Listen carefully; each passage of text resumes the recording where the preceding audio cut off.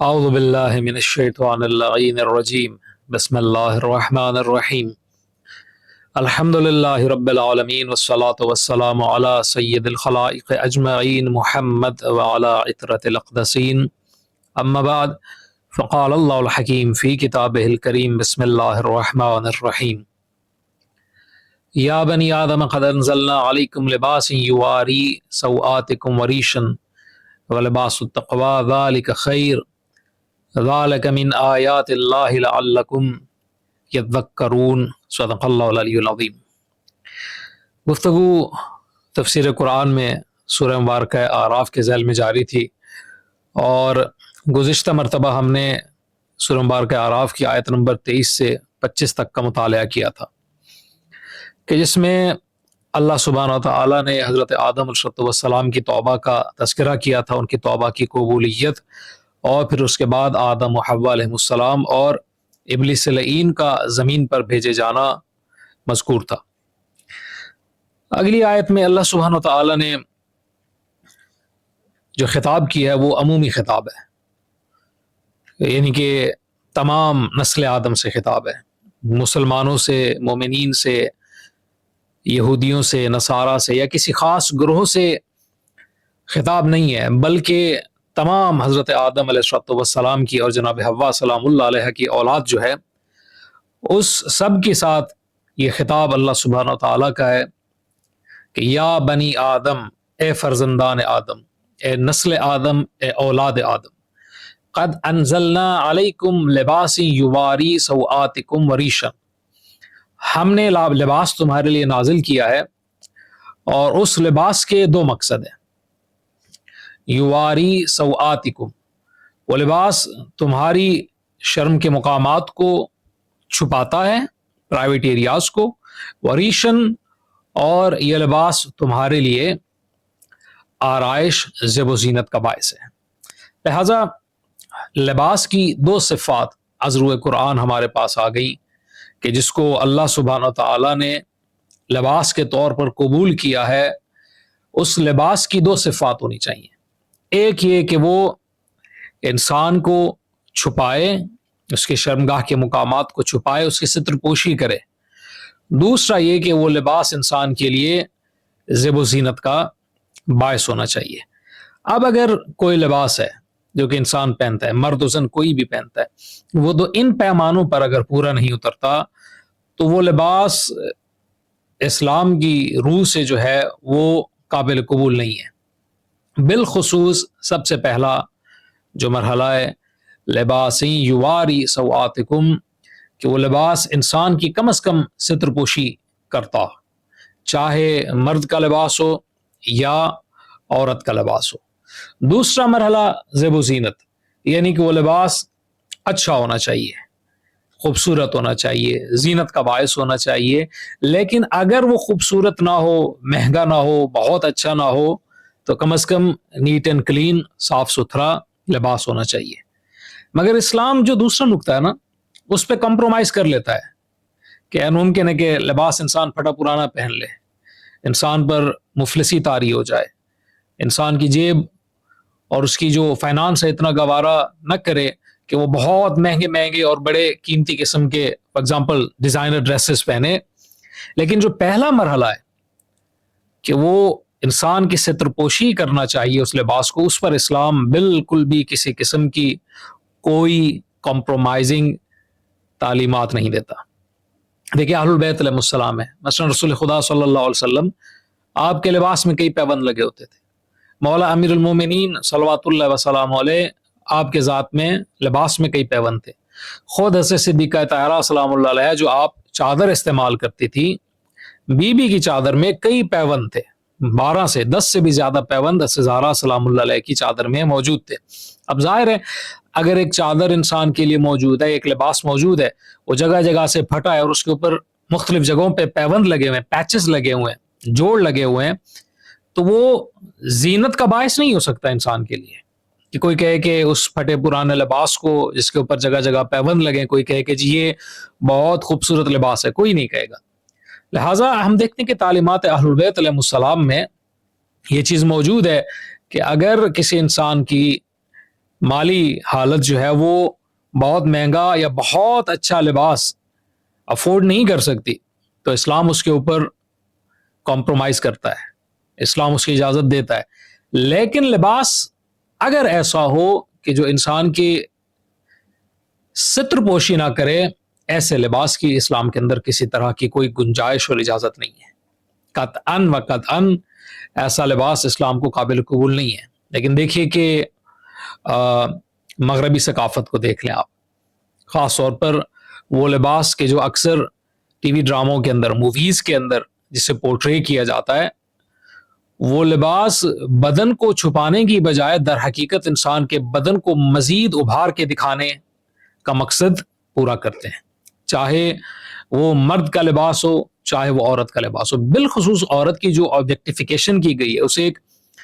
Object, ایک چیز بنا کے دکھایا گیا, اس کے اندر مغرب نے اور مغرب کی ثقافت کے پرچار کرنے والوں نے یہ چیز بہت داخل کر دی ہے کہ اس کا لباس کم سے کم تر ہو. چاہے وہ لباس مثلا ٹراؤزر کی صورت میں ہو, شلوار کی صورت میں ہو, تو اسے شارٹس بنا دیا گیا اور ان کو مزید شارٹ کر دیا گیا. چاہے وہ اوپر کے قمیص کی صورت میں ہو, اسے مزید شارٹ کر دیا گیا, اور اس طرح سے بنایا گیا ہے تاکہ وہ عورت کے زیب و زینت کے مقامات کو چھپانے کی بجائے مزید اسے لوگوں کی نگاہ میں ابھار کے دکھائے. اس کی وجہ سے ہوتا ہی ہے کہ شہوانی جو جذبات ہیں وہ مرد و زن دونوں میں بھڑکتے ہیں. ظاہر ہے ایک عورت اگر اس طرح کا لباس پہن رہی ہے کہ جو اس کے بدن کو مزید ابھار کے دکھاتا ہے, تو اس کی خواہش یہ ہے کہ لوگ اس کی طرف متوجہ ہوں, اسی انداز میں اسے دیکھیں. اور جو لوگ اس طرح کی عورت کو دیکھ رہے ہیں, نگاہ ڈال رہے ہیں, تو وہ لوگ بھی ظاہر ہے شہوانی اعتبار سے اس کی طرف متوجہ ہو رہے ہیں. جبکہ امام صادق علیہ الصلوۃ والسلام کی حدیث ہے کہ شہوت بھری جو ایک نگاہ ہے, جو حرام نگاہ ہے, وہ شیطان کے, ابلیس لعین کے زہر آلود تیروں میں سے ایک تیر ہے, جس کی وجہ سے ہزارہ قسم کے مفاسد جو ہیں, فساد معاشرے کے اندر جنم لیتے ہیں. اور آج کل ہمارے پاکستان کے اندر بھی یہ کلچر کسی نہ کسی حد تک متعارف ہو رہا ہے. جینز ٹائٹس کی صورت میں, بے حجابی میں اگر دیکھیں کہ دوپٹے کے بغیر, پہلے تو عبایا پہننا چاہیے, لیکن کچھ عورتیں جو عبایا نہیں پہنتی, پھر سر پہ دوپٹہ, اور دوپٹہ بھی اب وہ ختم ہوتا جا رہا ہے, اس کو گلے میں ڈالنے کا رواج آ گیا ہے. تو یہ جو ثقافت ایک چل نکلی ہے ہمارے اپنے معاشرے کے اندر بھی, یہ جو لباس ہمارے ہاں مثلا پردے اور حیا کی صورت میں اترتا چلا جا رہا ہے, کم سے کم تر ہوتا جا رہا ہے, باریک سے باریک تر ہوتا چلا جا رہا ہے, یہ لباس در حقیقت اسلام کی نگاہ میں لباس ہے ہی نہیں. کیونکہ لباس کا جو مقصد ہے وہ قرآن میں دو چیزیں ہیں. اللہ نے پہلے جو بات بیان کی ہے نا جی, وہ سترپوشی ہے, یواری سوآتکم, وہ لباس ایسا ہونا چاہیے جو تمہاری جو پرائیویٹ ایریاز ان کو چھپائے. وریشن بعد میں اسے تمہارے لیے زیب و زینت کا باعث ہونا چاہیے. لیکن مسئلہ یہ ہے کہ ہمارے یہاں پر بالخصوص خواتین میں لباس کے خوبصورت اور زیب و زینت کا حامل ہونے پہ زیادہ توجہ دی جاتی ہے, اور اس کا جو پہلا پہلو ہے جو اللہ سبحانہ و تعالیٰ نے اس آیت میں بیان کیا ہے سورہ مبارکہ اعراف کی آیت نمبر 26 میں, کہ وہ ستر پوشی کرے, مرد و زن کی اس کو نیگلیکٹ کیا جاتا ہے,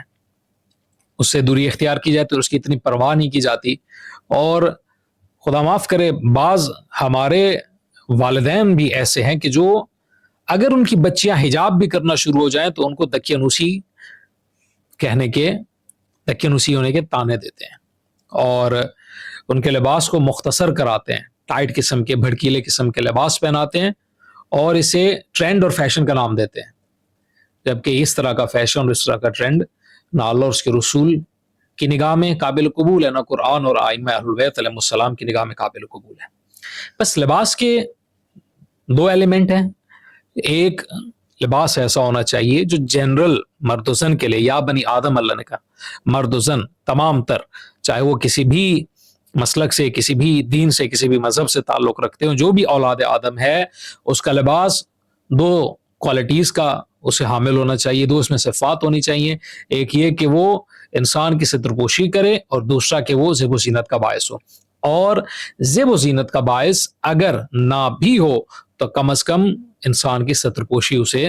کرنی چاہیے. تو بس لباس جو ہے وہ انسان کی حفاظت کے لیے. اب اللہ نے آگے کیا فرمایا؟ وَلِبَاسُ التَّقْوَىٰ ذَلِكَ خَيْرٌ. اور جو تقویٰ کا لباس ہے، تقویٰ کا لباس وہ بہترین لباس ہے. اب اس پر انسان کو دقت کرنی چاہیے، ذرا توجہ کرنی چاہیے کہ تقویٰ کے لباس سے مراد کیا ہے. دیکھیے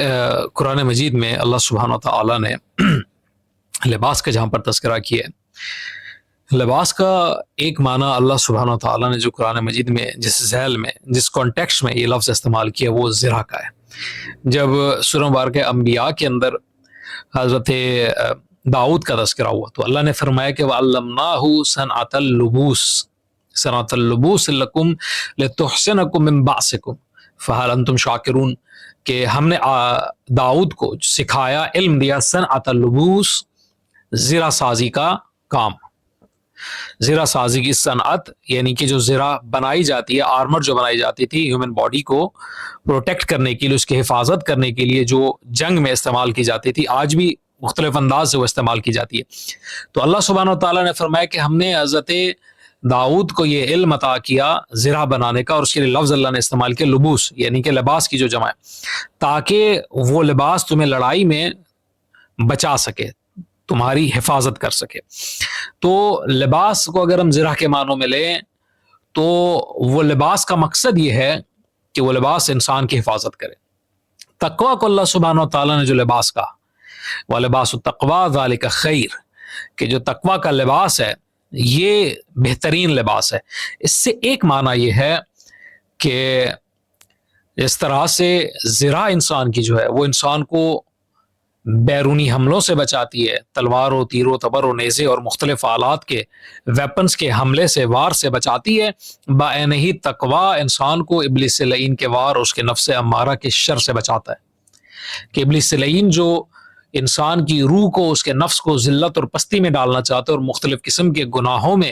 مبتلا کر کے اس کے باطن پر چوٹ لگانا چاہتے، اسے کمزور اور ضعیف اور ناتوان کر کے اللہ نے جو اسے عزت و عظمت دی اس مقام سے جو گرانا چاہتا ہے، ابلیس کے دشمنی کے اس حملے کے خلاف جو چیز انسان کے لیے لباس یعنی کہ زرہ آرمر کا ڈیفنس کا کام انجام دیتی ہے، وہ چیز ہے تقوی الہی. تقوی الہی یعنی کہ اللہ رب العزت کے حلال و حرام کا انسان کو پابند ہونا، کہ جو اللہ سبحانہ و تعالیٰ انسان کے لیے حلال قرار دے، جائز قرار دے، اس کے اوپر انسان عمل کرے، یا جو واجبات اللہ نے انسان پر عائد کیے ہیں مختلف صورتوں میں، نماز و روزہ اور باقی صورتوں میں، انسان اپنی ان ذمہ داریوں کو ادا کرے، اور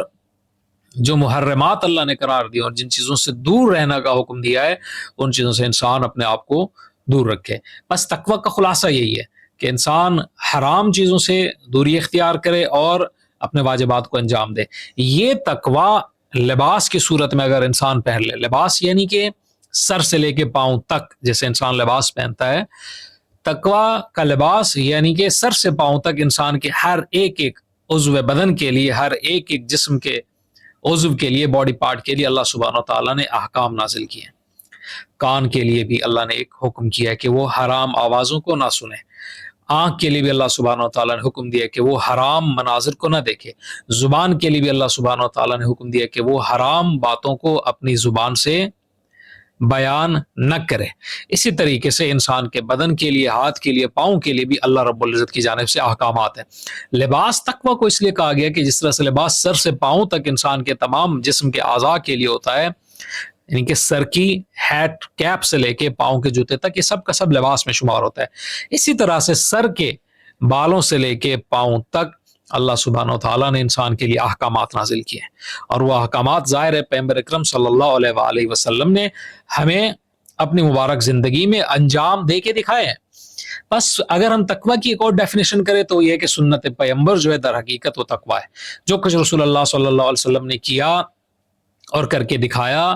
وہ تقویٰ میں شمار ہے، اور اس سے انسان اگر انجام دے تو لباس تقویٰ پہنے گا. اگر جس چیز سے رسول خدا صلی اللہ علیہ وآلہ وسلم نے ہمیں روکا، اس چیز سے اگر انسان اپنے آپ کو روک لے تو وہ لباس تقویٰ ضبطاً کر لے گا. بس لباس اس لیے کہا گیا، ایک یہ کہ وہ انسان کی حفاظت کرتا ہے، سیکنڈ یہ کہ سر سے پاؤں تک جس طرح انسان کے لیے لباس ہے اسی طریقے سے اللہ سبحانہ و تعالیٰ کے احکامات ہیں. بس انسان سر سے پاؤں تک احکامات الہی کو اپنے اوپر نافذ کر لے تو وہ لباس تقوی میں ملبوس ہو جائے گا. تیسرا دیکھیں اس کا نقطہ یہ کہ ابھی ہم نے پیچھے پڑھا کہ لباس جو ہے وہ انسان کی شرمگاہ کے شرم کے مقامات کو چھپاتا ہے، بعین ہی تقوی جو ہے وہ انسان کے عیبوں کو چھپا دیتا ہے، انسان کی برائیوں کو چھپا دیتا ہے، انسان کے نفس امارہ کے اندر موجود گندگی اور غلاظت کو اور گناہ اور برائی اور جو انسان کے اندر موجود غضب کی اور شہوت کی قوتیں جو انسان کو پستی اور ذلت میں لے جاتی ہیں، تقوی ان قوتوں کو جا کر دبا دیتا ہے اور انسان کو ذلت اور رسوائی سے بچا لیتا ہے. یہی وجہ ہے کہ اللہ سبحانہ و تعالیٰ نے فرمایا ان اکرمکم عند اللہ اتقاکم، کہ اللہ رب العزت کی نگاہ میں، اللہ رب العزت کی نگاہ میں جو سب سے زیادہ باکرامت ہے، جو سب سے زیادہ عزت کا حامل ہے، اتقاکم وہی ہے کہ جو تم میں سے سب سے زیادہ تقوی کا حامل ہے. بس تقوی اچھے لباس کی طرح انسان کی برائیوں کو جا کر چھپا لیتا ہے، جس طرح کہ اچھا لباس انسان کی ستر پوشی کرتا ہے. دوم، اللہ نے فرمایا کہ لباس زینت ہے، بس تقوی بھی انسان کے لیے زینت ہے کہ انسان اگر اللہ سبحانہ و تعالیٰ کے حلال و حرام کے اوپر عمل کرنا شروع کر دے، در حقیقت وہ اپنے نفس کو اور اپنی روح کو اور اپنے باطن کو مزین کر رہا ہوتا ہے، اور ایک وقت ایسا آتا ہے کہ وہ زینت اس کی معاشرے میں ظاہر ہونا شروع ہو جاتی ہے. مومن جو ہے، جو صاحب تقوی انسان ہے، در حقیقت معاشرے کے اندر ایک ایسا انسان ہے کہ جو الہی انسان ہے، کہ جس کی جو کانسیپٹ ہے، جس کا جو تصور ہے، جس کی جو تعلیمات ہے، در حقیقت اللہ سبحانہ و تعالیٰ نے انسان کو عطا کی ہے. یعنی بالفاظ دیگر اللہ سبحانہ و تعالیٰ اور مولا الموحدین امیر المومنین صلوات اللہ وسلام علیہ اور آپ کی اولاد اور پیغمبر اکرم صلی اللہ علیہ وآلہ وسلم جس انسان کو معاشرے کے اندر دیکھنا چاہتے ہیں، جس انسان کا کانسیپٹ آپ نے معاشرے کے لیے بیان کیا، در حقیقت وہ انسان وہی ہے کہ جو تقوی کے لباس میں ملبوس ہو،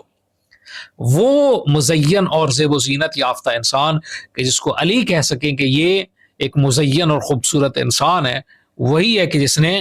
تقوی کے لباس کو زیب تن کیا، اور جس نے تقوی کی چادر کو اتار پھینکا ہے، در حقیقت وہ انسان مزین نہیں ہے، بلکہ ممکن ہے کہ ظاہری طور پہ بہت خوبصورت ہو، مگر اہل البیت علیہ السلام کی نگاہ میں، اللہ سبحانہ و تعالیٰ کی نگاہ میں وہ انسان مزین نہیں ہے، بلکہ وہ انسان ہزارہا قسم کے عیبوں کے ساتھ معاشرے کے اندر موجود ہے. بس انسان جب بھی گناہ کرتا ہے وہ اس تقوی کے لباس کو تار تار کرتا ہے اور اپنی زیب و زینت کو بھی خراب کرتا ہے. مثلا کسی انسان کو غیبت کی عادت ہے، تو غیبت اگر کوئی انسان کرے گا تو معاشرے کے اندر وہ اچھا انسان نہیں سمجھا جائے گا. یہ کیا ہے کہ انسان کہیں پہ بیٹھ کے کسی دوسرے کی برائی کرنا شروع کر دے. فار ایگزامپل، اگر انسان جھوٹ بولتا ہے، جھوٹ بول کے انسان کیا کرے گا؟ در حقیقت اس تقوی کے لباس کو پھاڑے گا. جب اس تقوی کے لباس کو انسان تار تار کرے گا تو در حقیقت اپنے عیب کو ظاہر کرے گا اور معاشرے میں تقوی کی جو زینت ہے اس سے محروم ہو جائے گا، اور جھوٹے انسان کو کوئی بھی انسان اچھا نہیں کہے گا. بہنی اس طریقے سے اگر انسان کوئی دھوکہ دیتا ہے، اگر کوئی انسان کسی کے ساتھ فراڈ کرتا ہے، اگر انسان کسی کے حق کو غصب کرتا ہے، یا کوئی بھی حرام کام معاشرے میں کرتا ہے، لیٹ سے کوئی بندہ شراب نوشی کرتا ہے، کوئی بندہ جوا کھیلتا ہے، یہ انسان جو خلاف تقوی کام انجام دے رہا ہے، در حقیقت اس لباس تقوی کو جسے اللہ نے اس کی زیب و زینت بنایا ہے، اسی لباس تقوی کو تار تار کر رہا ہے، اس کو پھاڑ رہا ہے. جیسے اس کو پھاڑے گا تو ظاہر ایک تو اپنی زینت کو اپنے روح اور اپنے نفس سے اتار دے گا، دوسرا یہ کہ اپنا جو عیب اس کے اللہ نے تقوی کی وجہ سے چھپائے ہوئے ان عیبوں کو بھی زمانے کے اندر ظاہر کر دے گا. بس اگر انسان تقوی کو اختیار نہیں کرتا اور فسق و فجور کو اختیار کرتا ہے، گناہ اور معصیت کو اختیار کرتا ہے اور اپنے واجبات کو انجام نہیں دیتا، تو وہی دونوں کام کرے گا. ایک تو کہ اپنی زیب و زینت کو جو عمل صالح کی صورت میں اللہ سبحانہ و تعالیٰ بندے کو عطا کرتا ہے اس کو اتار پھینکے گا. دوسرا یہ کہ جو حفاظت اللہ نے اس کے لیے کی ہے، جو اس کے عیبوں کو اللہ نے تقوی کے ذریعے چھپایا ہے، ان عیوب کو لوگوں کے سامنے ظاہر کر دے گا. بس ہر دو صورت میں انسان خلاف تقوی کام انجام دے کر اپنے اوپر ظلم کرے گا اور اپنے لیے ہی نقصان اور خسارے کا باعث بنے گا. لہٰذا اس لیے اللہ سبحانہ و تعالیٰ نے فرمایا وَلِبَاسُ التَّقْوَىٰ ذَلِكَ خَيْرٌ، جو تقوی کا لباس ہے اسی میں ہی تمہارے لیے خیر ہے، یہی لباس ہی بہترین لباس ہے جس کو اللہ سبحانہ و تعالیٰ نے پسند کیا. اب دیکھیں اللہ نے دونوں لباس کا تذکرہ کیا، ایک لباس ظاہر لباس اور اس کے صفات کہ وہ انسان کے لیے زیب و زینت ہو، اور دوسرا کہ وہ انسان کے شرم کے مقامات کو، اس کے ستر کو جا کر چھپا دے تاکہ اس کے لیے رسوائی کا باعث نہ بنے۔ اور تیسرا میں نے آپ کو بتایا کہ اللہ نے لباس کا جو معنی ایک استعمال کیا وہ زرہ کی صورت میں استعمال کیا، کہ جو آرمر ہے وہ بھی زرہ انسان کی حفاظت کرتی ہے۔ یہ لباس اللہ نے تذکرہ کیا انسان کے ظاہری بدن کی حفاظت اور اس کی آرائش کے لیے، زیب و زینت کے لیے، لیکن اس کے آگے اللہ نے کیا فرمایا؟ لباس التقویٰ ذالک خیر، کہ جو تقویٰ کا لباس ہے خیر ہے، بس یہ لباس انسان کے بدن کے لیے نہیں بلکہ اس کے نفس اور اس کی روح کے لیے ہے، اور اس کو اللہ نے خیر کہا۔ کیوں؟ کیونکہ جو بدن کا لباس ہے یا جو بدن ہے اس نے بالآخر ایک دن بوسیدہ ہو جانا اسی لباس کی طرح، لیکن جو نفس انسانی، روح انسانی کا لباس ہے تقویٰ کی صورت میں اس نے بوسیدہ نہیں ہونا، نہ وہ تقویٰ بوسیدہ ہوگا، نہ وہ لباس بوسیدہ ہوگا، نہ ہی وہ نفس انسانی کے جو اس لباس میں ملبوس ہوگا وہ بوسیدہ ہوگا، بلکہ تقویٰ کے ذریعے وہ نفس انسانی، جس قدر انسان اس تقویٰ کے مراتب کو طے کرتا جائے گا وہ نفس انسانی اتنا سنورتا چلا جائے گا۔ اور کیونکہ انسان کی جو روح ہے، وہ انسان کا جو نفس ہے، اس کے لیے موت نہیں ہے، وہ امورٹل ہے، فنا نہیں ہے اس کے لیے، تو باقی اس نے رہنا ہے باذن الہی، تو وہ تقویٰ کی صورت میں جو زیب و زینت بھی نفس انسانی حاصل کرے گا وہ بھی باقی رہے گی۔ اور اگر فسق و فجور انجام دے گا اور اپنے نفس کو آلودہ کرے گا اور توبہ بھی نہیں کرے گا تو پھر وہ جو آلودگی ہے وہ بھی انسان کے ساتھ باقی رہے گی۔ ذالک من آیات اللہ لعلہم یذکرون، اور فرمایا کہ یہ آیات الہی میں سے ہے تاکہ شاید یہ لوگ نصیحت حاصل کر لیں۔ بس اللہ سبحانہ و تعالیٰ مجھے اور آپ کو توفیق عطا فرمائے کہ ہم لوگ قرآن حکیم سے نصیحت حاصل کریں اور آیات قرآنی سے اپنے لیے اپنی زندگی کا لاہ عمل تیار کریں۔ السلام علیکم ورحمۃ اللہ وبرکاتہ۔